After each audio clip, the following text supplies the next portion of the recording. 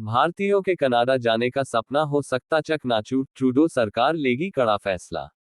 Canada सरकार के एक फैसले से भारतीयों के कनाडा जाने के सपना चकनाचूर हो सकता है। दरअसल कनाडा इस समय आवास संकट से जूझ रहा है। यहाँ आबादी तो बहुत है लेकिन रहने के लिए घर कम है, जिसकी वजह से घरों की कीमतें काफी बढ़ गई हैं।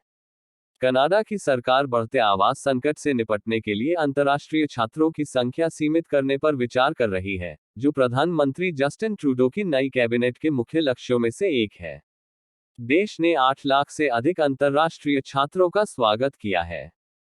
सरकारी आंकड़ों के मुताबिक पिछले साल 2022 में छात्रों को जारी किए गए 5,49,570 स्टडी परमिट में से 2,26,000 भारतीयों को दिए गए थे।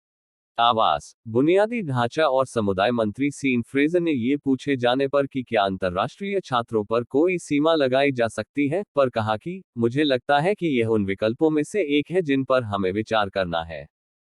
फ्रेजर ने संवाददाताओं से कहा, सरकार ने अभी तक कोई निर्णय नहीं लिया है। मुझे लगता है कि हमें यहाँ कुछ गंभीरता से सोचने की जरूरत है। आधिकारिक आंकड़े बताते हैं कि 10 वर्षों में विदेशी छात्रों की संख्या दोगुनी से भी अधिक हो गई है। कनाडा अंतर्राष्ट्रीय छात्रों के लिए एक लोकप्रिय गंतव्य है क्योंकि वर्क परमिट प्राप्त करना अपेक्षाकृत आसान है।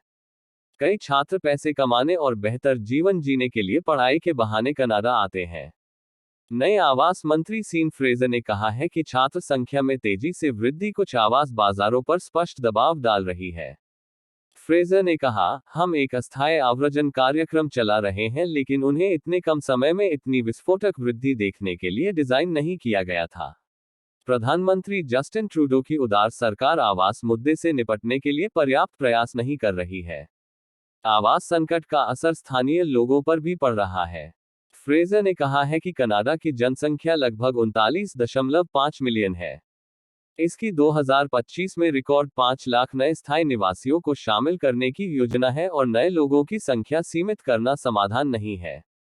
जब से कनाडा में उदारवादियों ने सत्ता संभाली है, विदेशी छात्रों की आमद असाधारण दर से बढ़ी है।